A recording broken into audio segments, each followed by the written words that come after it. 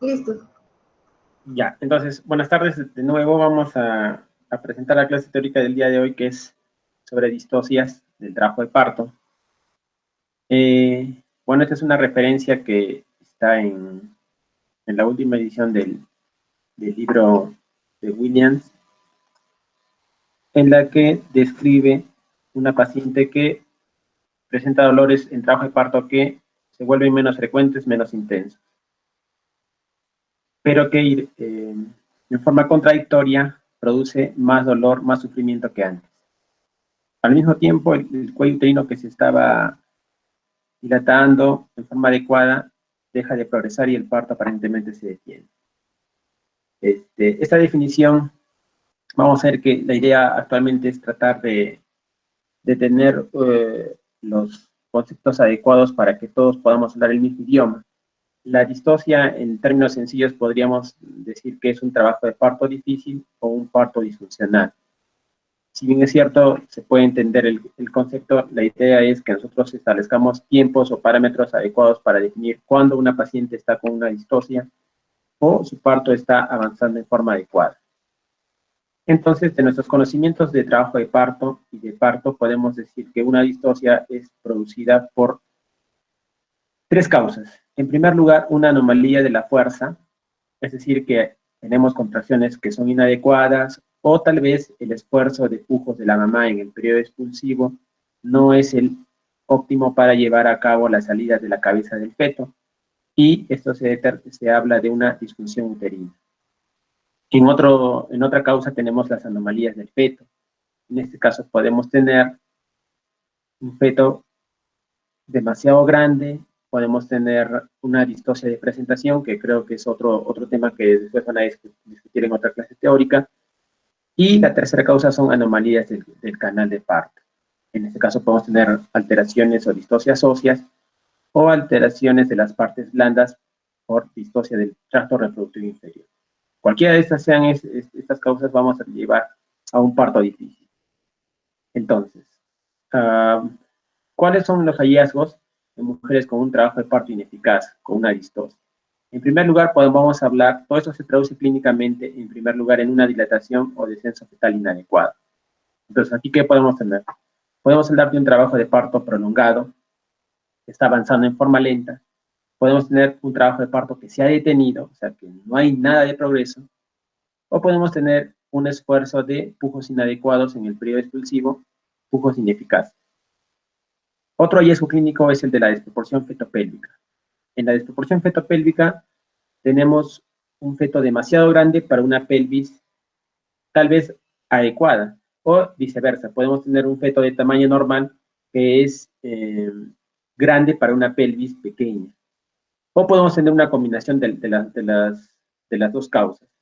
Hay un tamaño fetal excesivo, una capacidad pélvica inadecuada. También puede darse por una distocia de presentación, una situación o posición anómala del feto. O también podemos tener como causa la anatomía fetal anómala. Por ejemplo, en los casos de hidrocefalia fetal, en las cuales vamos a tener a los fetos con perímetros cefálicos bastante grandes que va a impedir su parto normal. Y clínicamente también podríamos encontrar una distocia o un trabajo de parto ineficaz en pacientes que presentan una rotura prematura de membranas sin trabajo de parto. Vale la pena aclarar que ninguno de estos dos términos es específico, ¿sí? Y la idea es que hoy día vamos a aprender la nueva forma de definir cuándo hay un problema en el progreso del trabajo de parto. Muy bien, entonces, aquí están las tres causas que me van a llevar a una distocia. Y clínicamente, entonces, ¿cómo nosotros las vamos a ver? En primer lugar, como una disfunción uterina, ¿no? Hay un defecto en las contracciones y en los pujos de la mama, o como una desproporción fetopélvica, es decir, que hay alguna alteración en el pasajero o en el canal de parto que va a impedir que nazca el bebé. En cuanto a las anomalías de las fuerzas expulsivas, o sea, la disfunción uterina, durante la fase latente del primer periodo clínico del trabajo de parto es difícil y solamente se puede hacer en retrospectiva, es decir, que una paciente que no ha progresado adecuadamente, recién cuando empezamos a revisar su historial clínico nos vamos a dar cuenta de que estaba ya teniendo un defecto en su trabajo de parto porque avanzaba en forma inadecuada. Desde la década del 60, tres conocimientos nos han ayudado a conocer más esta disfunción uterina y a tratarla. En primer lugar, empezar a establecer los tiempos normales de avance del trabajo de parto. En segundo lugar, utilizamos la oxitocina para tratar esa disfunción uterina y recurrir como última ayuda a la cesárea segmentaria para solucionar el problema. Entonces, de nuestros conocimientos de fisiología del trabajo de parto, nosotros conocemos el concepto de triple gradiente descendente, es decir, que las contracciones uterinas tienen una direccionalidad, ¿sí? Comienzan a nivel de los pornos uterinos en la región del fondo y se van a dirigir hacia el cuello uterino. A su vez, también van a empezar a este nivel y terminan a nivel del cuello uterino. Y son más intensas a nivel fúndico y menos intensas a nivel del cervix. La idea, ¿cuál es? Tener una direccionalidad que va a propiciar la salida de todas las partes fetales, empezando por la cabeza. Esas contracciones normales a menudo van a ejercer presiones de aproximadamente 60 milímetros de mercurio. Y se ha establecido que el límite mínimo de presión de contracción para dilatar el cuello uterino es de 15 milímetros de mercurio. El tono uterino basal normal es aquel que se encuentra entre 8 a 12 milímetros de mercurio. Muy bien, entonces, ¿cuántos tipos de disfunción uterina vamos a tener? Vamos a tener dos tipos. Una, en la cual estas contracciones son de leve intensidad, lo que se llama una disfunción uterina hipotónica. Aquí el tono uterino es normal, está entre 8 y 12 milímetros de mercurio. Tenemos un patrón de gradiente normal, es decir, que las contracciones uterinas cumplen la triple gradiente descendente. Pero lo que está ocurriendo aquí es que la presión durante cada contracción es insuficiente para dilatar el cuello. Es decir, que de alguna manera la intensidad de esas contracciones es más débil. La otra causa de disfunción uterina es aquella que se denomina disfunción uterina hipertónica o disfunción uterina incoordinada. ¿Qué es lo que está ocurriendo aquí? Aquí el tono basal uterino está aumentado y hay una distorsión del triple gradiente descendente. ¿Qué es lo que puede ocurrir? Puede haber una predominancia del segmento uterino medio, puede haber una sincronía, es decir, de que hay varios puntos que disparan la contracción uterina o puede ser una mezcla de los dos. Muy bien, entonces, ¿cómo nosotros vamos a vigilar el progreso adecuado del trabajo de parto? Y esto es lo que nosotros ahora manejamos y esto es lo que ahora nosotros conocemos. En primer lugar, tenemos que recordar de que el primer periodo del trabajo de parto está constituido por el periodo de dilatación y borramiento, ¿sí? Desde el inicio del trabajo de parto, que son contracciones uterinas de 3 a 5 en 10 minutos, con una duración de 30 a 90 segundos y con una intensidad de 20 a 25 milímetros de mercurio, ¿sí? Hasta que llegue a los 10 centímetros y en ese momento empieza el periodo expulsivo. En cuanto a este primer periodo clínico, tenemos a su vez dos fases, que son la fase latente y la fase activa. En el caso de la fase latente vamos a hablar de fase latente prolongada, es decir, de que todo el tiempo que va a implicar el progreso desde el inicio de las contracciones hasta que la paciente alcance el punto de corte de 6 centímetros, porque ya no hablamos de 4 centímetros, sino trabajamos con 6 centímetros, debe durar aproximadamente en nulíparas menos de 20 horas y en multíparas menos de 14 horas. Por lo tanto, si el incremento es mayor a ese tiempo, hablamos de una fase latente prolongada. En este caso, ¿qué es lo que nosotros tenemos que hacer? Lo primero es descartar un falso trabajo de parto. ¿Qué es lo que ocurre? Que, bueno, en la clase de fisiología aprendimos en las contracciones de Braxton-Hicks, hay contracciones que no son las verdaderas contracciones del trabajo de parto. Y muchas veces estas contracciones se confunden con las contracciones verdaderas del trabajo de parto. Entonces, el primer tratamiento, por ende, sería que la paciente siga reposando, siga controlando sus contracciones y esté atenta a cualquier signo de alarma, sangrado, dolor intenso, disminución o ausencia de movimientos fetales, etc. Y como tratamiento excepcional, en primer lugar podríamos usar una infusión con oxitocina o cesárea cuando hay un agotamiento materno, pero esto es raro. Muy bien. En cuanto a la fase activa, que se define cuando una paciente tiene 6 centímetros de dilatación y termina cuando la paciente tiene 10 centímetros y empieza el periodo expulsivo, podemos hablar de un trastorno de retraso, es decir, de que aquí la dilatación está avanzando en forma más lenta al parámetro establecido en forma normal. ¿Cuáles son los parámetros de velocidad normal? Varía tanto para nulíparas como para multíparas. En las nulíparas se define como un avance menor a 1.2 centímetros por hora y en las multíparas un avance menor a 1.5 centímetros por hora. Igual podemos evaluar el retraso del descenso de la cabeza fetal si este es menor a 1 centímetro por hora en nulíparas y menor a 2 centímetros por hora en multíparas. De la misma manera, ¿cuál es el tratamiento preferido? Lo más probable es que este es un parto que está avanzando lentamente, pero que es su tiempo normal, no hay compromiso fetal, no hay ningún problema. Es el tratamiento preferido. Y excepcionalmente lo que habría que descartar es una desproporción fetopélvica, es decir, que tenemos un feto muy grande o una pelvis muy pequeña o una combinación de ambos, y en ese caso sí tendría que hacerse una cesárea. En los casos de trastornos de la detención, es decir, que aquí ni siquiera hay un progreso, sino que lo que está ocurriendo es que la dilatación permanece en su mismo valor. Por ejemplo, tenemos una paciente que a las 6 de la mañana ingresó con 8 centímetros y a las 12 del mediodía sigue con 8 centímetros. Entonces aquí podemos hablar de una fase de desaceleración prolongada, con estos intervalos de horas, más de 3 horas o más de 1 hora, una detención secundaria de dilatación, más de 2 horas, tanto para nulíparas como multíparas, y una detención del descenso cuando este es mayor a 1 hora, tanto para nulíparas y multíparas. Hay una falla del descenso en la fase de desaceleración o también en la segunda etapa en el periodo expulsivo. Entonces, ¿qué es lo que tendríamos que hacer aquí? Descartar principalmente una desproporción cefalopélvica. Obviamente, si encontramos una desproporción cefalopélvica, la solución sería la cesárea, pero si no hay una desproporción, el tratamiento es una conducción del trabajo de parto con oxitocina. Muy bien, entonces vamos a hablar ahora sobre la prolongación o retraso de la fase activa del trabajo de parto. ¿Cómo nosotros evaluamos este progreso? En la OMS hizo una hoja clínica para la evaluación de este progreso del trabajo de parto que la denominó partograma.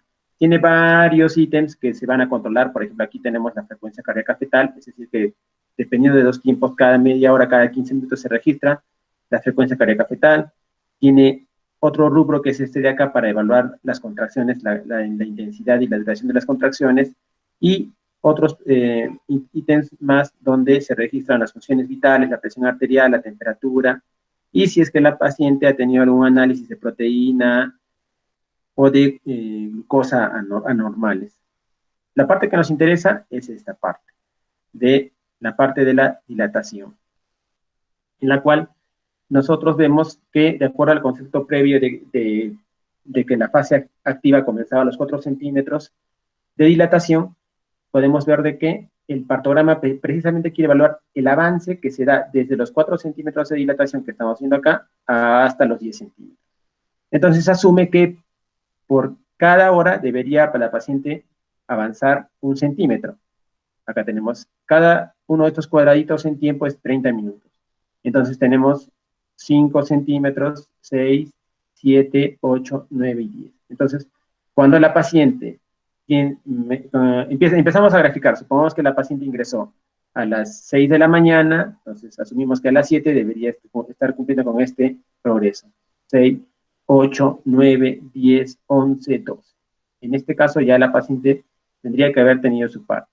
Pero algunas pacientes sobrepasan esta curva llamada de alerta, esta gráfica, y se acercan a esta línea de acción. ¿Sí?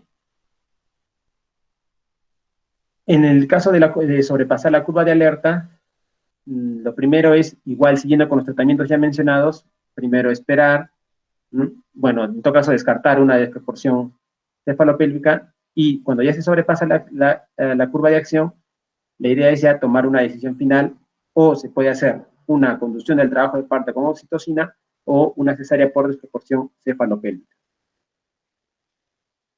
Muy bien. En cuanto a detención de la fase activa, ¿qué es lo que ocurre aquí? Aquí no hay ningún progreso de la dilatación.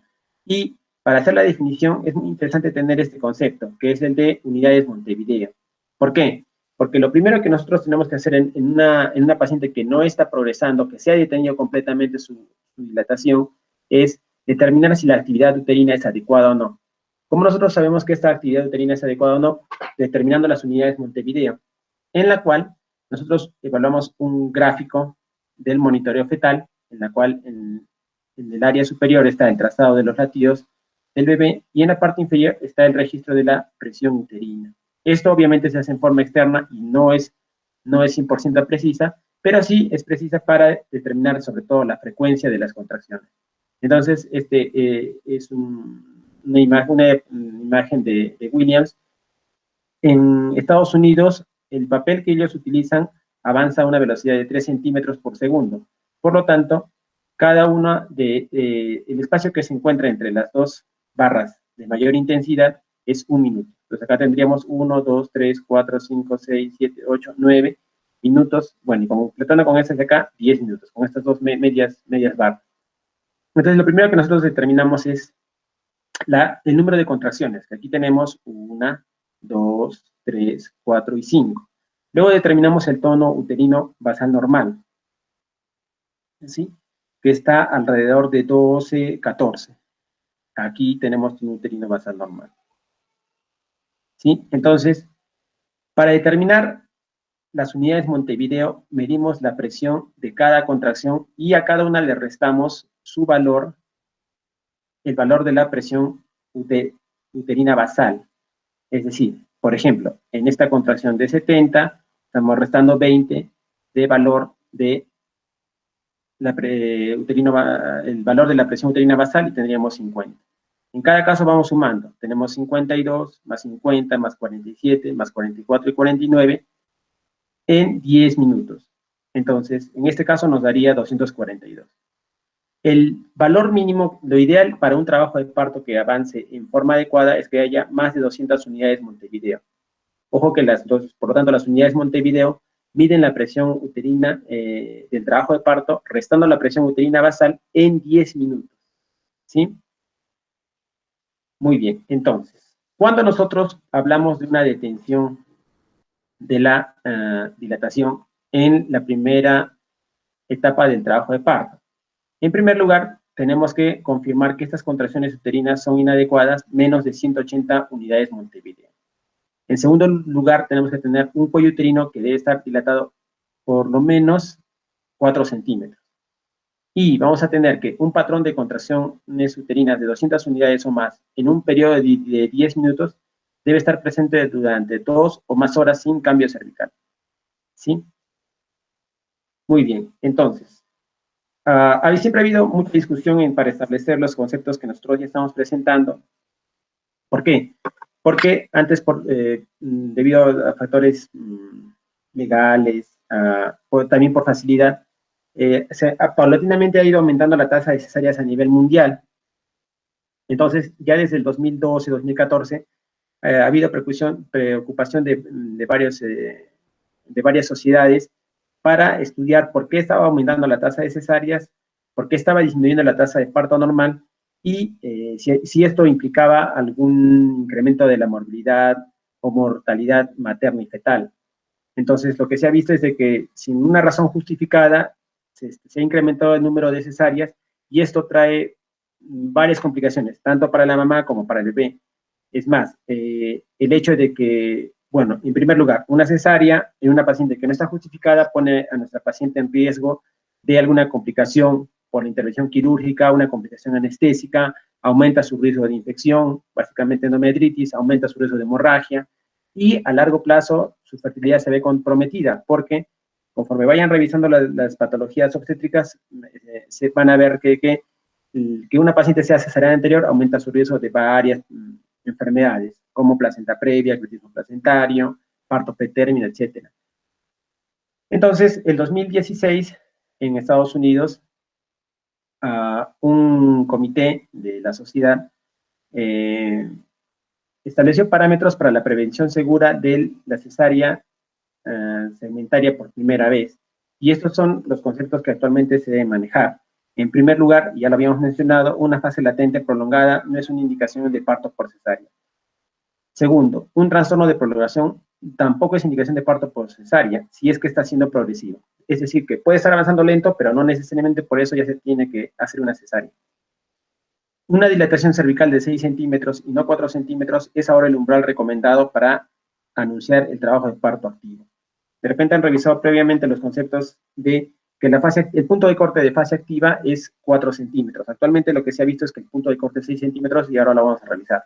Por lo tanto, el parto por cesárea por detención de fase activa se debe reservar para mujeres en dilatación de 6 centímetros o más que tengan rotura prematura de membranas y que no progresen a pesar de 4 horas de actividad uterina adecuada. O, en todo caso, para una paciente que tenga 6 horas de recibir oxitocina, que tenga con contracciones inadecuadas y que no haya cambio cervical. Esos son los conceptos que actualmente se manejan. Y bueno, ¿de dónde nace todo esto? Nosotros recordamos que las curvas de Freeman que nos sirven a nosotros para determinar el progreso normal de trabajo de parto son el trabajo del Dr. Freeman en los años 50.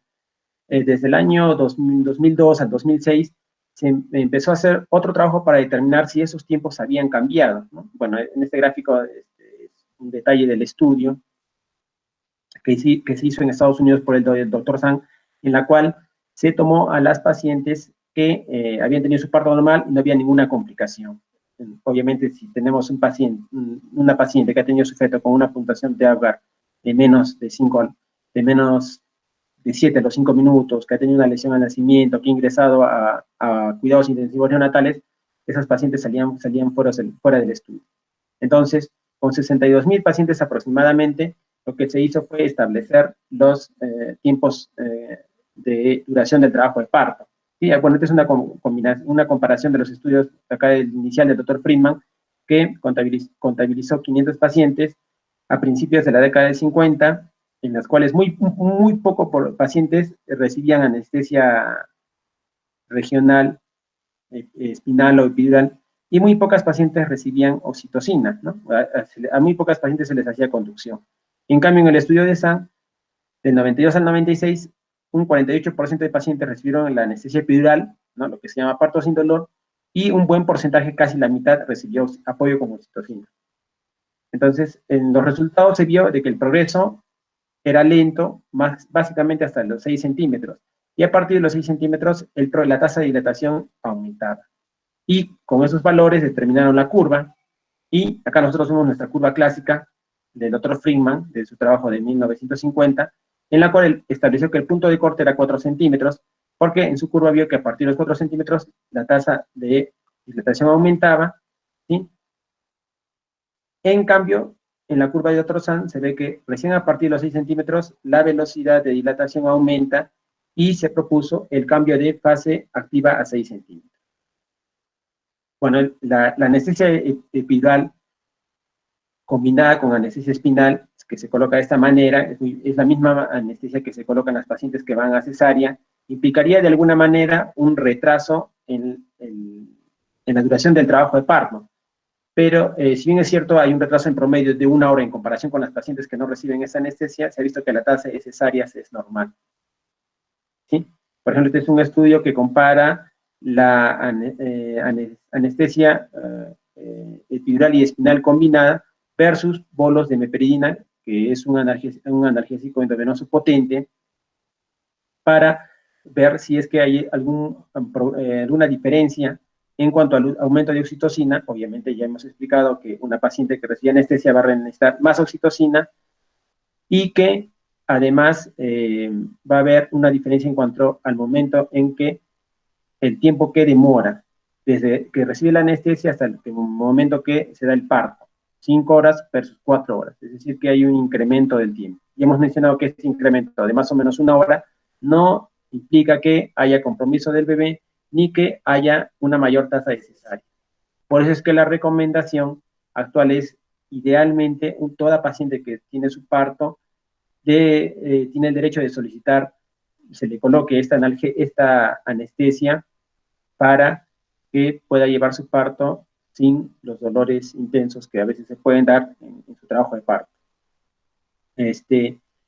Bueno, en contraposición, obviamente nosotros tenemos que tener en cuenta que la medicina es es una materia que está en profundo cambio, lo estamos viendo ahora con todo lo que estamos viendo, día a día salen nuevos papers o nuevo material que puede cambiar, y en contraposición, aquí estamos viendo un estudio en la cual antes de que ya se den estos lineamientos, se ve que la dilatación cervical en pacientes que son sometidas a una cesárea primaria, o sea, una cesárea por primera vez por una distosia, se da a los 6 centímetros, ¿no? Entonces, es como los que todavía son bastante críticos estos lineamientos, proponen de que ya se trabajaba sin querer, sin que haya estado establecido, de que se esperaba por lo menos que las pacientes lleguen a 6 centímetros, ¿sí?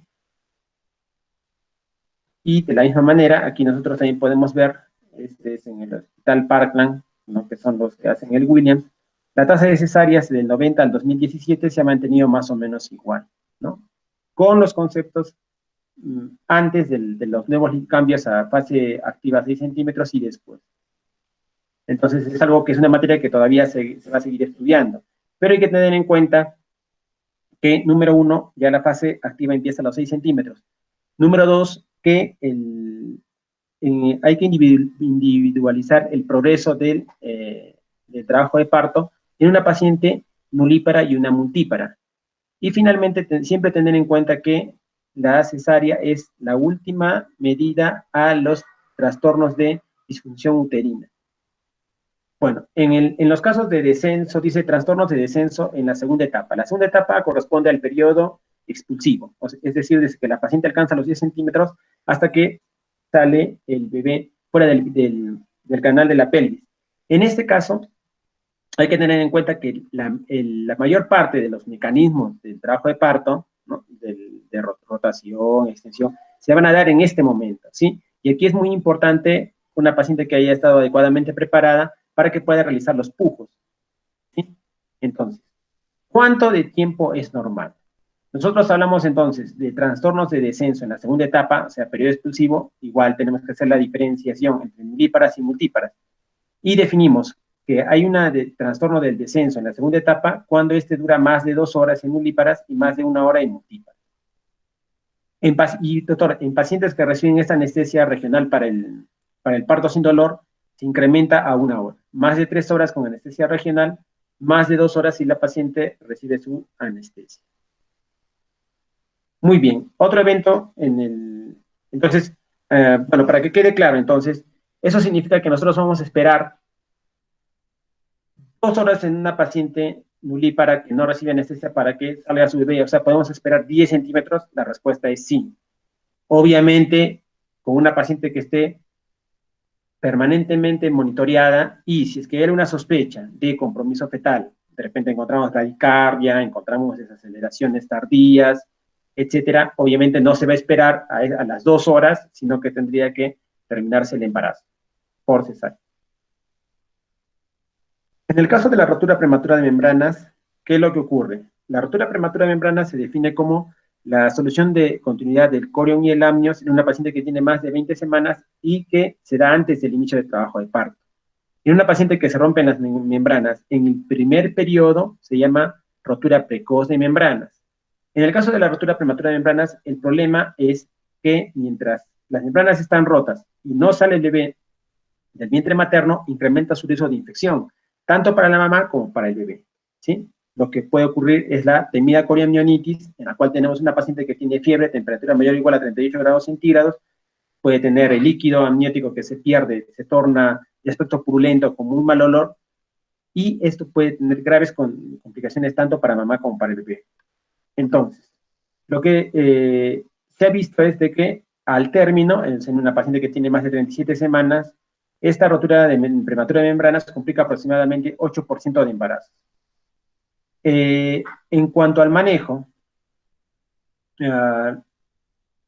siempre ha habido mucha discusión entre terminar el embarazo o tomar una conducta expectante. En el caso bueno, obviamente ya se han hecho los estudios y, de acuerdo a la evidencia, se recomienda realizar la inducción lo más pronto posible en una paciente que tiene más de 37 semanas. Es decir, es más, el punto de corte ahora se establece en 36 semanas. ¿Qué significa eso? Que si tenemos una paciente con rotura prematura de membranas que tiene más de 37 semanas, esta paciente debería, si tiene todas las condiciones para un parto normal, debería ir a inducción, ¿sí? Obviamente, ya sabemos que si una paciente va a ir a una inducción, tenemos que evaluar el cuello uterino para determinar si está maduro o no, es decir, para decir si es favorable o no, si está blando o no. ¿Cómo hacemos esto? Con el score de Bishop, y de acuerdo a eso, si es que el cuello es inmaduro, tiene un Bishop de menos de 6, la paciente debería recibir en primer lugar misoprostol para maduración del cuello uterino, y si el cuello uterino es favorable, la paciente pasa inmediatamente a infusión con oxitocina. El usar antibióticos es lógico porque si estamos hablando de que hay mayor riesgo de infección, utilizamos antibióticos profilácticos en las pacientes con rotura prematura de membranas a término. Aquí no está muy claro. Se ha establecido como punto de corte a las 18 horas de tiempo que permanece la paciente con la rotura prematura desde que se empieza a romper hasta el parto, como punto de límite para este riesgo de infección. ¿Eso qué significa? Que si tenemos una paciente que desde que se rompió las membranas y pasaron 4 o 5 horas y tuvo su parto, no se dan antibióticos. Pero si tenemos una paciente que tiene más de 2, 3, 4 días y que está con las bolsas rotas, sí se da antibióticos. El esquema es de antibiótico-terapia de amplio espectro. Podemos dar, por ejemplo, ampicilina más eritromicina, que es el esquema que usamos en el Hospital Honorio Delgado. Otros esquemas dan clindamicina, gentamicina, es variado. Muy bien, así como el parto puede avanzar demasiado lento, también puede avanzar demasiado rápido, y esto se denomina parto precipitado. En el parto precipitado, definido como aquel que termina desde el inicio del trabajo de parto hasta la expulsión del feto menos de 3 horas, puede ocurrir que haya una resistencia baja de las partes blandas del canal de parto, es decir, que el canal de parto es bastante permeable al avance de la cabeza del bebé. Puede haber contracciones uterinas y abdominales muy fuertes, o puede haber ausencia de sensaciones dolorosas y, por tanto, falta de conciencia del trabajo de parto vigoroso. Son pacientes que no sienten mucho dolor y tienen su parto en forma rápida. ¿Cuál es la complicación de un parto precipitado? Puede haber eventos tanto maternos como fetales. En el caso de complicaciones maternas tenemos la atonía uterina, es decir, que el útero demasiado fuerte para contraerse antes del periodo expulsivo es bastante débil para contraerse en el periodo de posparto, y esto va a desencadenar una hemorragia posparto. Debido a la intensidad aumentada de las contracciones, nos puede llevar a una rotura uterina, o puede haber también una laceración extensa del canal de parto, es decir, puede haber un desgarro cervical, un desgarro vaginal, y también este evento que se llama embolia del líquido amniótico, descrito como el pasaje del líquido amniótico a torrente sanguíneo, que puede desencadenar un grave cuadro de shock hipovolémico. Y en el caso del recién nacido tenemos las parálisis braquiales de Duchenne, o de repente no se da una adecuada atención del producto que sufre una caída y puede tener lesiones. Muy bien, entonces, ahora para dar desproporción fetopélvica, vamos a recordar de que el canal de parto tiene tres estrechos: superior, medio e inferior, ¿sí? Y que de acuerdo a las medidas que tenemos en cada estrecho, podemos decir si una paciente puede tener su parto o no, y descartar una desproporción fetopélvica, ¿sí? Que ya habíamos mencionado, o es un feto demasiado grande o es una pelvis muy pequeña, o las dos. Entonces, en primer lugar, a nivel de la entrada de la pelvis, el plano superior, recordando de que el diámetro biparital normal de un feto a término va de 9.5 a 9.8 centímetros. Se ha establecido que hablamos de una pelvis contraída en el caso de que el diámetro antero-posterior sea menor a 10 centímetros o el diámetro transversal sea menor a 12 centímetros. Recordemos que el diámetro occipito-frontal normalmente mide 12 centímetros. Por lo tanto, es lógico que pelvis con menores a ese diámetro tengan la alta posibilidad de ser una desproporción cefalopélvica. Muy bien, entonces aquí las medidas hemos establecido 10 centímetros y 12 centímetros para el diámetro transversal, ¿sí?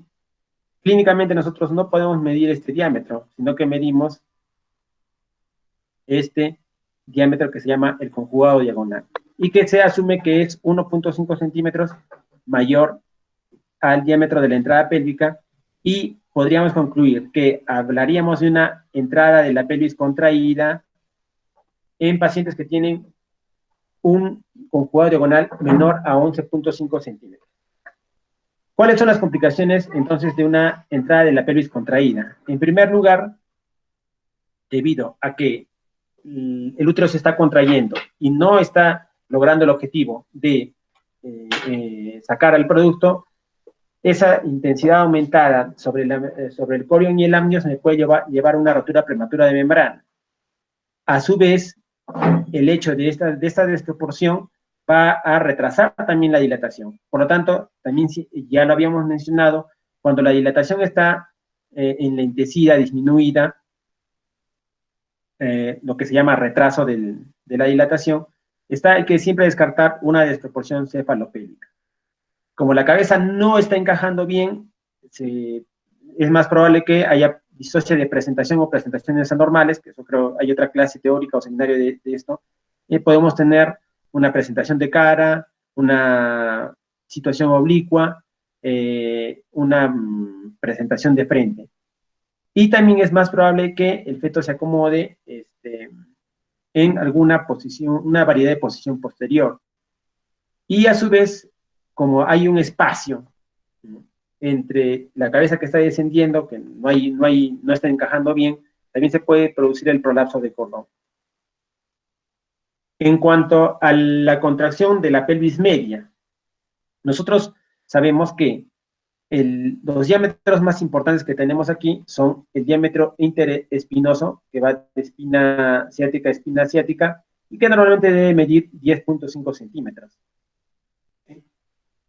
Otros diámetros importantes es el diámetro anteroposterior, que debe medir 11.5 centímetros, y el diámetro sagital posterior, que debe medir 5 centímetros. Recordamos que en cuanto a la pelvis media, al estrecho medio, tenemos en realidad dos triángulos que se pueden formar con el diámetro interespinoso, un triángulo anterior y uno posterior. Entonces, en el triángulo posterior tenemos este sagital posterior que mide 5 centímetros. ¿Por qué es importante este sagital posterior? Porque la suma de los diámetros interespinoso, es decir, más el sagital posterior, normalmente ¿cuánto debería ser? Entonces tenemos 10,5 más 5, 15,5. Se ha establecido que, obviamente, esto no es tan preciso como para el plano superior, pero si es que esta suma cae a menos de 13.5 centímetros, estaríamos hablando de una pelvis media contraída. Entonces, sospechamos una contracción de la pelvis media cuando el diámetro interespinoso es menos de 10 centímetros. ¿Sí? Ya cuando es menos de 8, definitivamente hablamos de una contracción de la pelvis media. Entonces, podríamos asumir como límite inferior el diámetro interespinoso, o también llamado biciático, con normal más de 8 centímetros, como mi valor mínimo. Finalmente, a nivel de la pelvis, del estrecho inferior, el diámetro más importante es el diámetro biisquiático, aquel que va de tuberosidad isquiática a la otra tuberosidad isquiática. Y el valor normal es 8 centímetros o más.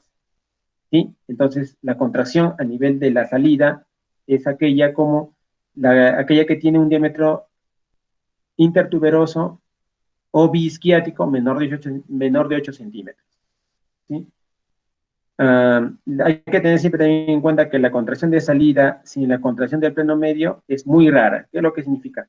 Que generalmente cuando nosotros tenemos una contracción de la salida del estrecho inferior, está muy asociada la gran mayoría de veces a una contracción de la pelvis media. ¿Sí? Y en el caso de contracciones únicas de la salida del estrecho inferior, generalmente, si bien es cierto, no va a plantear una descompresión cefalopélvica, sí es importante en la causa de desgarros perineales. Es decir, que la cabeza puede avanzar hasta el estrecho inferior, pero por ser más pequeño, está asociado a que durante el periodo expulsivo se produzcan los desgarros vaginales. Muy bien. Entonces, hemos presentado los conceptos para que de esta manera sea más fácil conocer y hablar de cuando hay una distosia. En resumen, los valores han cambiado un poco, las definiciones han cambiado un poco. Nosotros estamos presentando a 2020 cuándo deberíamos hablar de un trastorno de prolongación, de un trastorno de detención, y cuando hablamos de una desproporción cefalopélvica. Ahora, obviamente aquí todavía hay mucho por investigar y incluso se está optando por empezar a usar tomografía o resonancia magnética para determinar cuándo una pelvis es adecuada o no. Eso es lo que se ha empezado a hacer para, de alguna manera, establecer adecuadamente cuándo una paciente tiene un problema de distosia.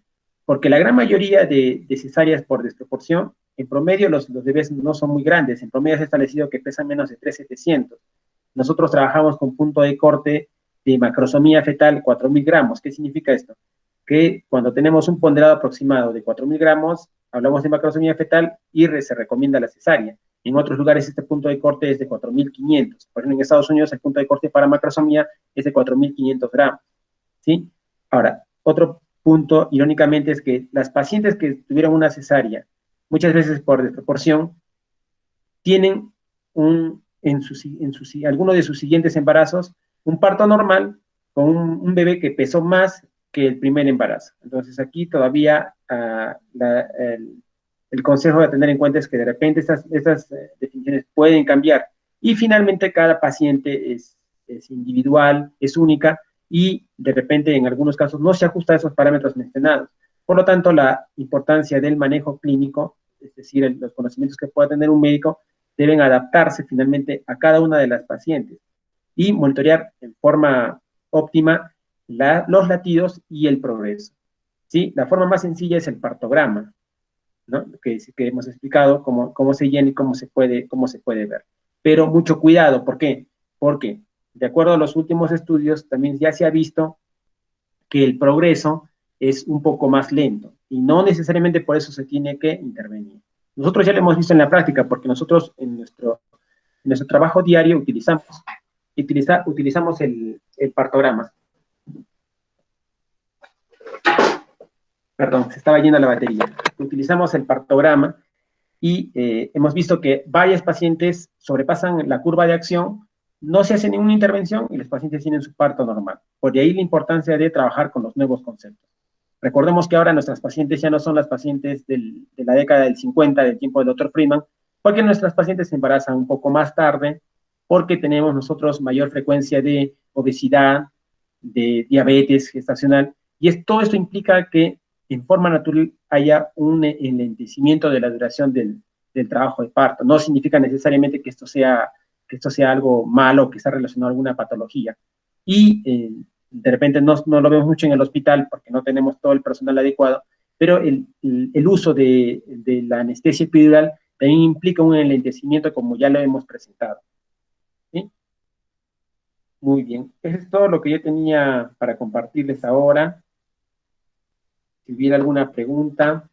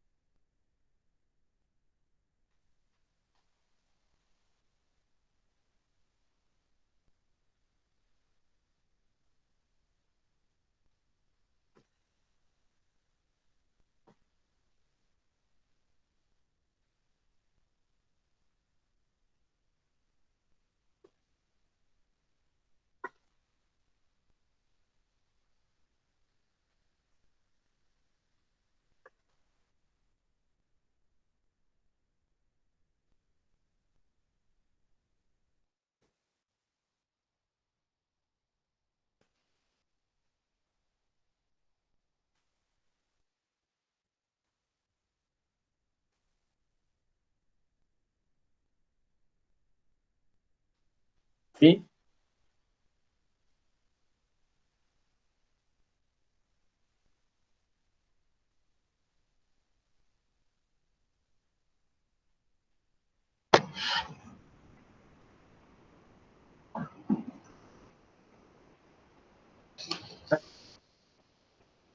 ¿Hay alguna pregunta?